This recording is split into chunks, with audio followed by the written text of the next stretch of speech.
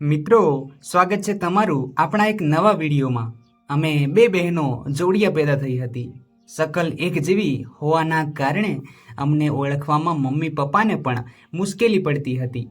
Mummy મને લાલ અને જીયાને હંમેશા બ્લુ ફ્રોક્સ પહેરાવતી, જેથી તે અમને અલગ અલગ નામથી બોલાવી શકે। જ્યારે અમે થોડા મોટા થયા તો માએ મારા વાળ કપાવી નાખ્યા અને જીયાના વાળ લાંબા રાખ્યા। આ રીતે અમારા મમ્મી પપ્પાને અમને ઓળખવામાં સરળતા રહેતી। અમારા બંને બહેનોનું સ્વાસ્થ્ય સારું હતું, ઊંચાઈ પણ એક સરખી હતી, વજન પણ બરાબર હતો, રંગ ગોરો અને બંનેના વાળ કાળા હતા। આટલી બધી સમાનતા જોઈને સ્કૂલના શિક્ષકો આશ્ચર્યમાં પડી જતા હતા।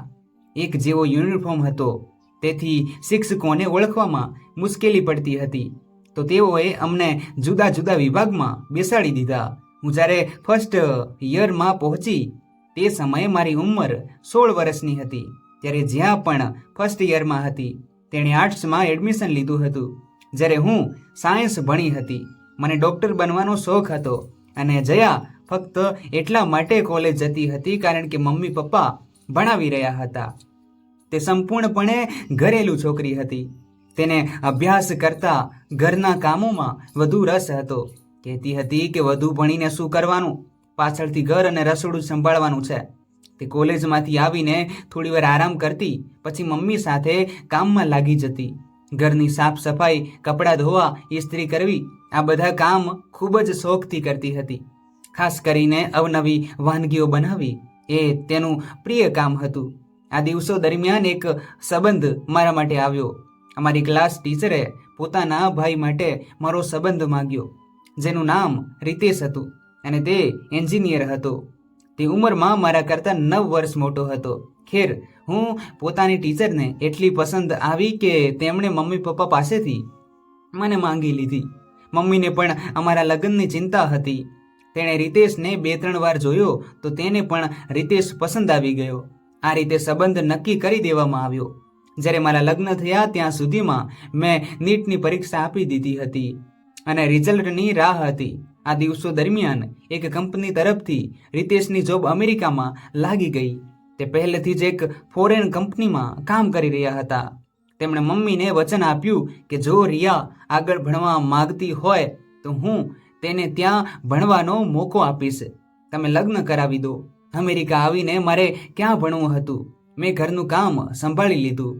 મારા પતિની નોકરી સારી હતી, બધું જ કંપની તરફથી મળ્યું હતું, મારે નોકરી કરવાની પણ જરૂર ન હતી। આ રીતે સમય સારી રીતે પસાર થવા લાગ્યો અને જ્યારે કંપની સાથેનો કોન્ટ્રાક્ટ પૂરો થયો તો અમેરિકાની જ એક બીજી કંપનીમાંથી જોબની ઓફર મળી ગઈ। હવે અમે વહેલા ઇન્ડિયા નહોતા જઈ શકતા। જ્યારે મને મારા પરિવારની ખૂબ યાદ આવતી હતી, સૌથી વધારે જીયાની યાદ સતાવતી હતી। હું ઘણીવાર તેની સાથે ફોન પર વાત કરતી હતી। એક દિવસ મેં સાંભળ્યું કે તેનો સંબંધ નક્કી થઈ ગયો છે। મમ્મીએ કહ્યું કે 3 મહિના પછી લગ્ન છે, બધી તૈયારીઓ થઈ ગઈ છે, તારે બહેનના લગ્નમાં જરૂર આવવાનું છે। બહેનના લગ્નમાં જવાનું તો મારું મન પણ ઘણું હતું, પરંતુ મારા માટે ઇન્ડિયા જવું સહેલું ન હતું। અમે અહીં વિઝા લંબાવવા માટે અરજી કરી રહી હતી અને હવે નિર્ધારિત સમય સુધી અમારે અહીં જ રહેવાનું હતું। મારા પતિને જોબ ચાલુ રાખવી પણ જરૂરી હતી। જીયાના લગ્ન થઈ ગયા અને હું પોતાની બહેનના લગ્નમાં ના જઈ શકી, જેનું મને ઘણું દુઃખ હતું। ખેર, સમય વીતતો ગયો, એવી આશા સાથે કે ઇન્ડિયા જઈશ તો પોતાની બહેનને મળીશ। એક દિવસ રિતેશની સાથે તેનો એક પરિચિત અમારા ઘરે આવ્યો। રિતેશે મને કહ્યું કે આ આપણો ઇન્ડિયન ભાઈ છે, આના માટે ઇન્ડિયન ખાવાનું બનાય। મેં ખાવાનું બનાવ્યું અને તે વ્યક્તિ, જેનું નામ અનુજ હતું, મારા પતિ સાથે ગપસપમાં વ્યસ્ત રહ્યો। ધીમે ધીમે અનુજની રીતે સાથે મિત્રતા ગાઢ થતી ગઈ। દરરોજ આવું જવું રૂટીન બની ગયું। રાતનું ખાવાનું પણ અનુજ અમારી સાથે ખાવા લાગ્યો। તે દેખાવ સાથે સાથે સ્વભાવનો પણ સારો હતો। ટૂંક સમયમાં જ તે અમારી વચ્ચે ફેમિલી મેમ્બર જેવો બની ગયો। સાચું કહું તો તેના આવવાથી ઘરમાં રોનક છવાઈ જતી હતી। મારા બાળકો અનુજને મળીને ખુશ થતા, તે પણ અમારા બાળકોને પ્રેમ કરતો હતો। મેં મહેસૂસ કર્યું કે તેની અંદર એક એકલતાનો અહેસાસ છે, જે તેને છુપાવી રાખ્યો હતો. તેને ખૂબ જ સારા જોક્સ આવડતા. તે અમને ખૂબ હસાવતો હતો. તેની વાતોમાં તો ટાઈમની ખબર જ નહોતી પડતી. અમારા બાળકો જ ફક્ત તેના દીવાના ન હતા. અમે બંને પતિ પત્ની પણ અનુજને પસંદ કરતા હતા. અમેરિકામાં એક મિત્ર સિવાય અનુજને કોઈ ઓળખવા વાળું ન હતું. તેને અમારા ઘરમાં પોતાનાપણું મહેસૂસ કરતો હતો અને મને પોતાની બહેન કહેતો. હું પણ એક ભાઈનો પ્રેમ મેળવીને ખૂબ ખુશ હતી. એક દિવસ અનુજ આવ્યો તો તે ખૂબ જ ઉદાસ હતો. તો મેં પૂછ્યું, ભાઈ શું વાત છે, કેમ ઉદાસ છે? તો તેણે કહ્યું કે માં ખૂબ બીમાર છે અને હું તેની સેવા માટે ઇન્ડિયા નથી જઈ શકતો. રીતેશે કહ્યું, કેમ એવી શું વાત છે? જો તારી પાસે પૈસા ના હોય તો મારી પાસેથી લઈ લે અને જોબની ચિંતા ના કર. નોકરી તો ફરી મળી જશે પણ માં ફરી નહીં મળે. એ જ તો દુઃખ છે. તેણે જવાબ આપ્યો, હું મારી માને ખૂબ પ્રેમ કરું છું અને માં પણ મને ખૂબ પ્રેમ કરે છે અને મારી જુદાઈથી બીમાર છે અને હું જઈ જ નથી શકતો. કેમ નથી જઈ શકતો? ભગવાન ના કરે ક્યાંય કેદ તો નથી. આખરે એવી કઈ મજબૂરી છે કે જેથી જઈ નથી શકતો? તેણે કહ્યું કે મજબૂરી મારી ભાભી છે, જેની શકલ એકદમ તમારા જેવી છે. મારા જેવી છે? મેં આશ્ચર્યચકિત થઈને પ્રશ્ન કર્યો. હા, એટલી વધારે કે જ્યારે મેં તમને પહેલી વાર જોયા તો હું આશ્ચર્યમાં પડી ગયો. સમજાતું ન હતું કે આ કેવી ઘટના છે જે એક રિયા અને અહીંયા બીજી જ્યા છે. પણ જ્યારે તમે મને તમારું નામ રિયા જણાવ્યું તો મને ભગવાનના ઘડતર પર આશ્ચર્ય થયું કે આ દેખાવ એક જેવો છે અને સાથે નામો પણ એટલા જ મળે છે. તમારી સાથે મેં આ બાબતે કોઈ વાત ના કરી કારણ કે હું મારા દુઃખને યાદ કરવા નહોતો માગતો. દુઃખ જ્યારે મેં આશ્ચર્યથી આ શબ્દનું પુનરાવર્તન કર્યું તો તેણે કહ્યું, હા, સમય એવું દુઃખ આપ્યું છે જે કોઈ પણ રીતે ભરાતું જ નથી. કોઈની યાદોને ભૂલાવવા માટે મેં દ્વેષ છોડ્યો છે અને એ મારી મજબૂરી છે કે હવે હું ક્યારેય તે ઘરે નથી જઈ શકતો જ્યાં તે રહે છે કારણ કે તે મારા જ ઘરમાં રહે છે. આ એક વિચિત્ર વાર્તા છે. અનુજ, પ્લીઝ શું તું એના વિશે જણાવીશ? હવે તો ઘણો સમય થઈ ગયો છે. હું તમને કાલે કહીશ. કાલે રજા છે.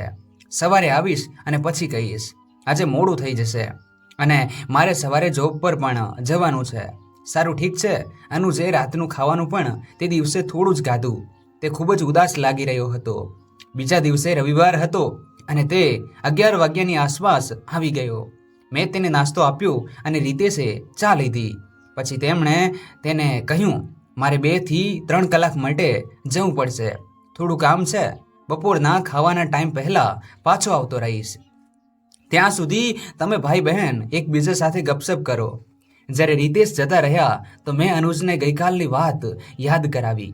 તે થોડીવાર ચૂપ રહ્યો, પછી બોલ્યો, વાત એમ છે કે જ્યારે મેં ઇન્ટર પછી BScમાં એડમિશન લીધું ત્યારે હું અભ્યાસ બાબતે તે ખૂબ જ વધારે ગંભીર હતો. પરંતુ કમનસીબે અમારી કોલેજની બાજુમાં જ છોકરીઓની કોલેજ હતી.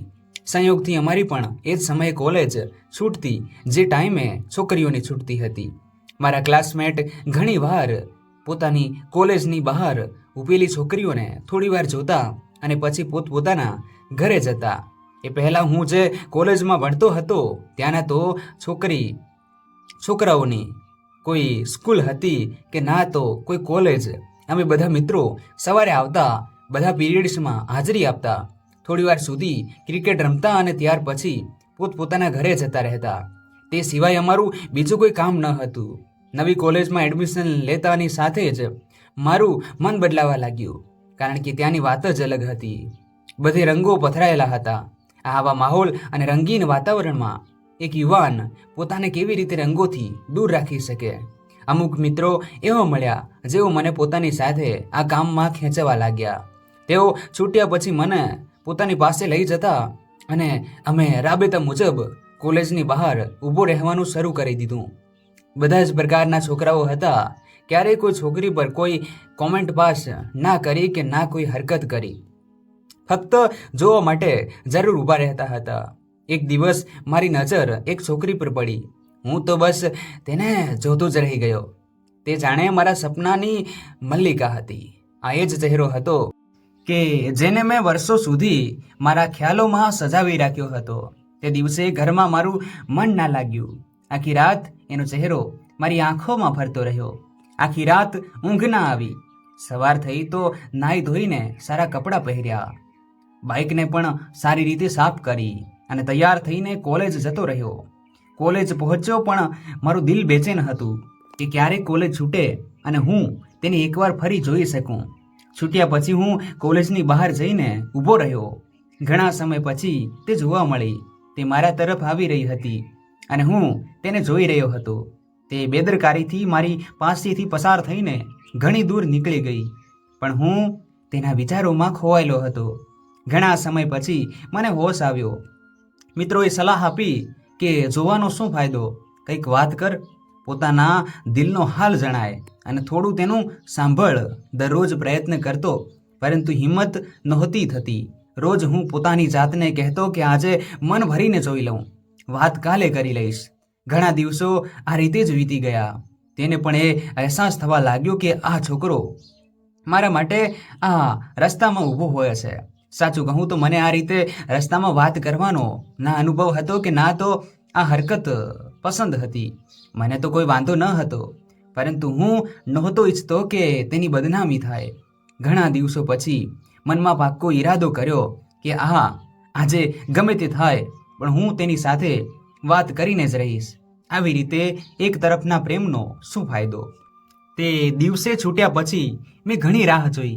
આખી રાત સુધી શબ્દોની પસંદગી કરતો રહ્યો કે આજે તેની સાથે કોઈક રીતે વાત કરવાની છે, પણ મારી બધી મહેનત વ્યર્થ ગઈ. તે જ દિવસે નહીં બલકે ઘણા દિવસો સુધી ના આવી. તપાસ કરી તો ખબર પડી કે તે BAની સ્ટુડન્ટ હતી અને તેની કોલેજ પૂરી થઈ ગઈ છે. હવે તેનું કોલેજ આવવું મુશ્કેલ છે, પણ હવે બીજી એક આશા હતી કે રોલ નંબર, સ્લીપ અને પેપર્સ બાબતે તે ચોક્કસ આવશે. આ રીતે ઘણા દિવસો, બલકે એક મહિના સુધી મેં રાહ જોઈ. માર્ચ મહિનાની વાત છે. છૂટ્યા પછી હું પોતાના મિત્રોને ભાઈ બોલીને જ્યારે છોકરીઓની કોલેજ પાસેથી પસાર થઈ રહ્યો હતો, ત્યારે છોકરીઓના ટોળામાં મેં તેને જોઈ લીધી. અમારી કોલેજ મેઇન રોડ પર હતી. હું મોટા ભાગે મેઇન રોડ પરથી આવતો હતો, પણ આજે સંયોગથી એક બીજા રસ્તેથી આવી રહ્યો હતો અને તેને જોઈ લીધી. બાઇક પાછું વાળ્યું, કારણ કે તેને મેઇન રોડ પરથી ઘરે પાછું જવાનું હતું. હું થોડે દૂર જઈને ઊભો રહી ગયો. તે મારી પાસેથી પસાર થઈ અને મને ધ્યાનથી જોયો. મારી આજે પણ વાત કરવાની હિંમત ના થઈ, કારણ કે હું વધારે છોકરીઓ સામે વાત નહોતો કરી શકતો. ડર હતો કે તેમની સામે બની શકે છે કે તે મારી વાતનો જવાબ પણ ના આપે. બની શકે છે કે તેઓ બધી મળીને મારી સારી ખાતરદારી કરે. હું આ જ વિચારોમાં હતો કે તે જતી રહી. મેં બાઇક સ્ટાર્ટ કરી અને ઘરે આવતો રહ્યો. આજે હું ખુશ હતો કે ઘણા દિવસો પછી પોતાની પ્રિયતમા જોવા મળી છે. તમે અંદાજો નહીં લગાવી શકો કે પ્રિયતમાને એક નજર જોયા પછી જે હૃદયને રાહત મળે છે તે દુનિયાની બધી વસ્તુઓ પર ભારે પડે છે. બીજા દિવસે હું ઘણી આશા સાથે કોલેજ પહોંચ્યો, પણ તેને ફરીથી ના જોઈ શક્યો. હવે હું દરરોજ બાઇક પર અંદાજિત તે વિસ્તારની આસપાસ ફરતો રહેતો કે કદાચ તે કોઈ ઘરમાં દરવાજા અને મકાનના ધાબા ઉપર કે પછી કોઈ બારીમાં મને નજર આવી જાય, પરંતુ કશું પ્રાપ્ત ના થયું. એ દિવસો દરમિયાન મને એક જૂનો મિત્ર મળ્યો. તેનું ઘર પણ આ જ વિસ્તારોમાં હતું જ્યાં મારા હિસાબથી તે રહેતી હતી.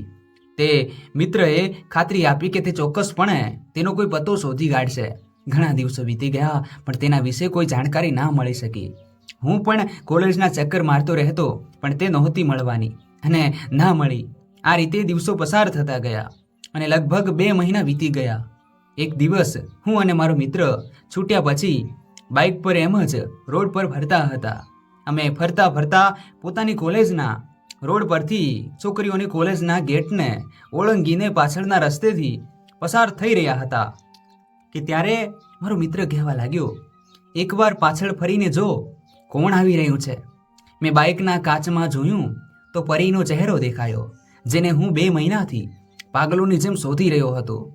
મારા મનમાં ફક્ત એ જ વાત હતી કે આજે તેનું ઘર ચોક્કસ જોઈશ. તેથી મેં બાઇક પોતાના એક મિત્રના ઘરે મૂકી દીધી, જે ત્યાં નજીકમાં જ રહેતો હતો. પોતે હું અને મારો મિત્ર તેની પાછળ ચાલવા લાગ્યા. તે પણ અમને પાછળ વળીને જોઈ રહી હતી. તેની સાથે એક છોકરી હતી જે તેની કઝિન હતી. ચાલતા ચાલતા તે એક ઘરની અંદર જતી રહી તો અમે ત્યાંથી પાછા આવતા રહ્યા.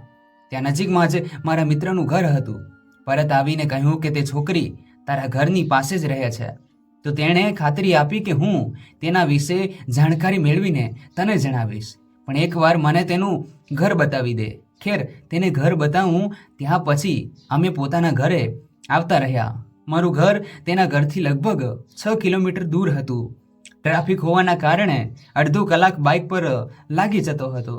બીજા દિવસે અમે મિત્રો છૂટા પછી મેઇન રોડ વાળા ચોકમાં બસ સ્ટેન્ડ પાસે ઊભા હતા અને પોતાની વાતોમાં મગ્ન હતા કે ત્યારે અચાનક મારી નજર ચોકની બીજી બાજુ પર પડી. જે બાજુ કોલેજ હતી તે પોતાની કઝિન સાથે આવી રહી હતી. ચોક ક્રોસ કર્યો અને અમારી પાસેથી પસાર થઈ.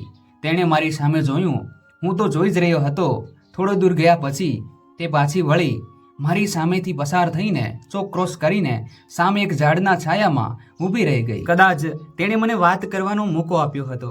હું જ્યારે વાત કરવા જવા લાગ્યો તો મારા મિત્રએ કહ્યું કે યાર, અહીંયા વાત કરવી યોગ્ય નથી. લોકોનું આવવાનું જવાનું છે.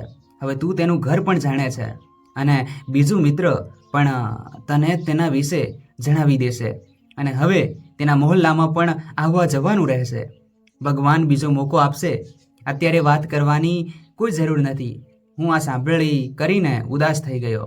તે થોડી વાર ત્યાં ઊભી રહી, પછી ઘરે પાછી જતી રહી. આ ઘટના પછી મને અહેસાસ થયો કે તેના દિલમાં પણ મારા માટે જગ્યા છે. કદાચ તે પણ મારા માટે જ એ જગ્યાએ ઊભી હતી અને મારા વિશે વિચારતી હશે. હવે તો મારો ઈરાદો વધુ મજબૂત બની ગયો કે તેને હાસિલ કરીને જ રહીશ. રાત દિવસ હવે તેના જ વિચારો આવતા હતા અને પોતાનો અભ્યાસ ભૂલી ગયો હતો.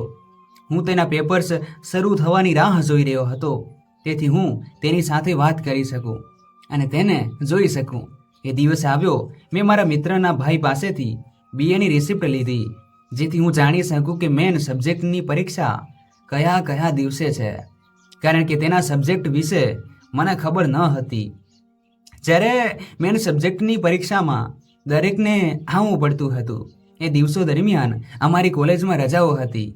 ઘરેથી બહાર નીકળવું થોડું મુશ્કેલ હતું.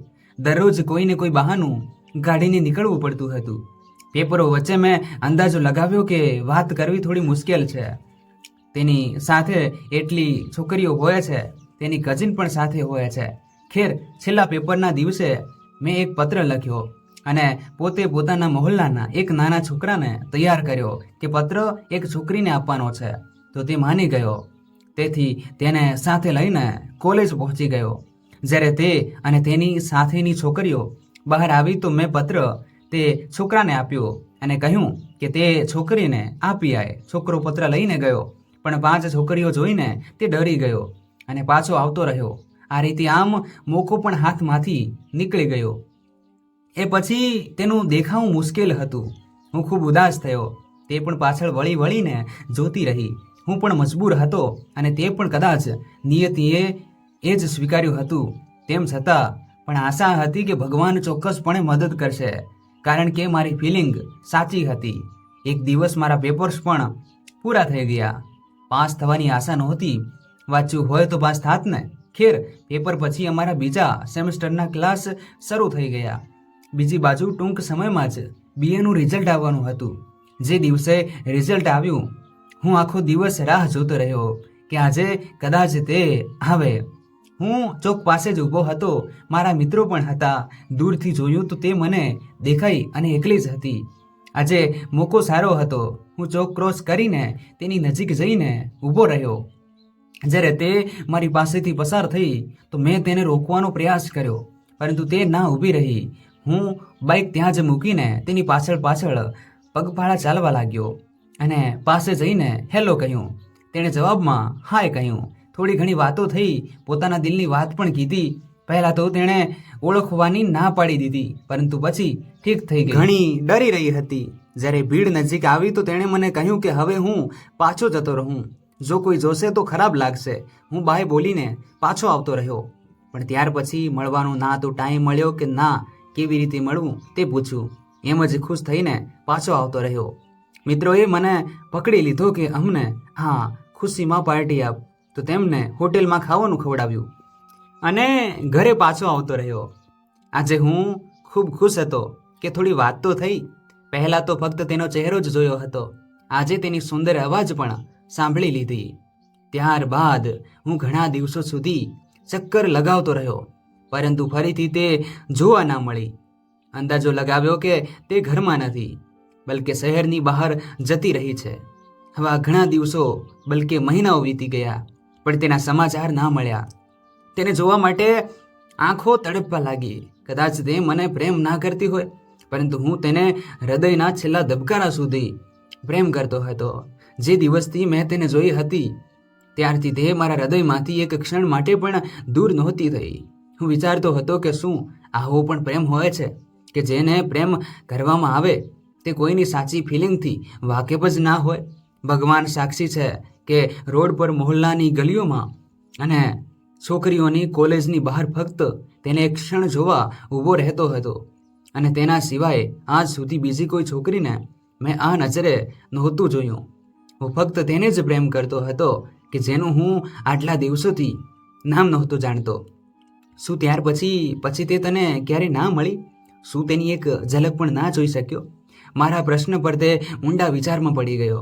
ઘણા સમય પછી ઊંડા કૂવામાંથી જાણે અવાજ આવ્યો. હા, મળી પણ, અને તેને જોઈ પણ, પરંતુ એવા રૂપમાં મળી કે પછી તેને જોવાની ઈચ્છા જ મરી ગઈ.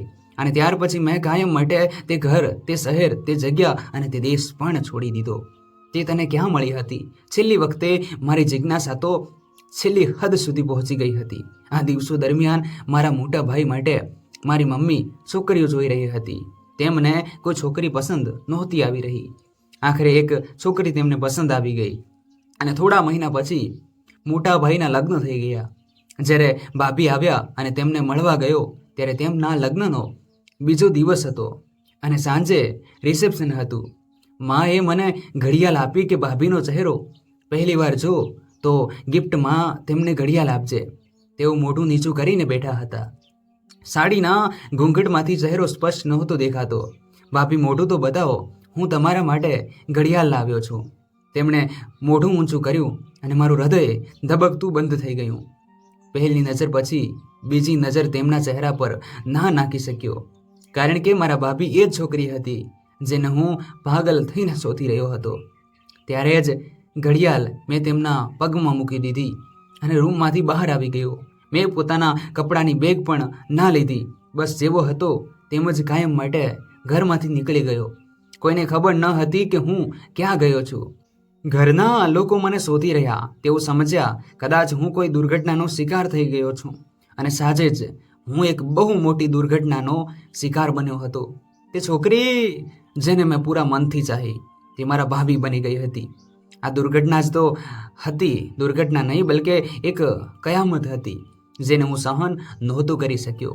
હું અને તેઓ હવે એક ઘરમાં નહોતા રહી શકતા. ત્યારે જ મેં ઘર છોડવાનો ફેસલો કરી દીધો અને પોતાના મિત્ર પાસે જતો રહ્યો.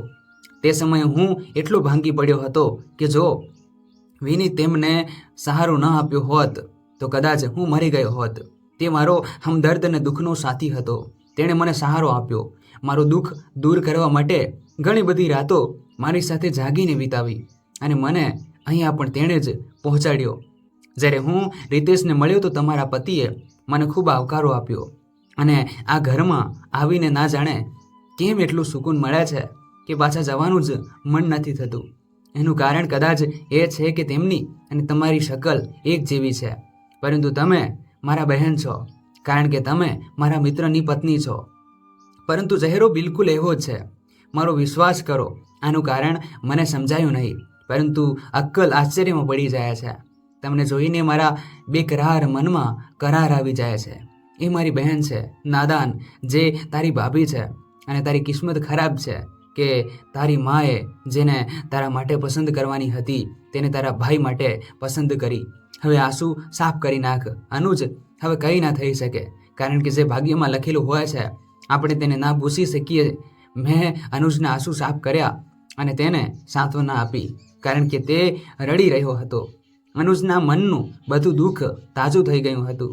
મેં કહ્યું, કાશ મેં તારી પાસેથી તારી વાર્તા ના સાંભળી હોત તો તને આ તકલીફ ના પડી હોત ત્યાર પછી અમારો ભાઈ બહેનનો સંબંધ વધુ મજબૂત બની ગયો અને આજે પણ મજબૂત છે. તે ખરેખર મારો ભાઈ છે, કારણ કે મારો કોઈ ભાઈ ન હતો. હું અનુજનું ખૂબ ધ્યાન રાખું છું, પરંતુ એવું ચોક્કસ કહીશ કે ભણવાવાળા વિદ્યાર્થીઓએ ફક્ત પોતાના અભ્યાસ પર જ ધ્યાન આપવું જોઈએ અને આ બિનજરૂરી પ્રવૃત્તિઓથી પોતાને દૂર રાખો. આવી બાબતોમાં યુવાનોને ખૂબ જ રસ હોય છે, પરંતુ તે વ્યક્તિને ક્યાંયનું નથી છોડતી. બસ પોતાના માતા પિતાની ઈચ્છા માટે અને પોતાના સારા ભવિષ્ય માટે અભ્યાસ પર ધ્યાન કેન્દ્રિત કરો. આ પ્રકારની બાબતોથી બચો, જેના કારણે આજે અનુજની જિંદગી બરબાદ થઈ ગઈ. તો દોસ્તો, આ વાર્તા તમને કેવી લાગી કોમેન્ટ કરીને જરૂર જણાવજો. પસંદ આવી હોય તો પ્લીઝ લાઇક કરો, ચેનલ પર નવા હોય તો ચેનલને સબસ્ક્રાઇબ કરો અને હા, નોટિફિકેશન બેલને ઓલ પર દબાવો.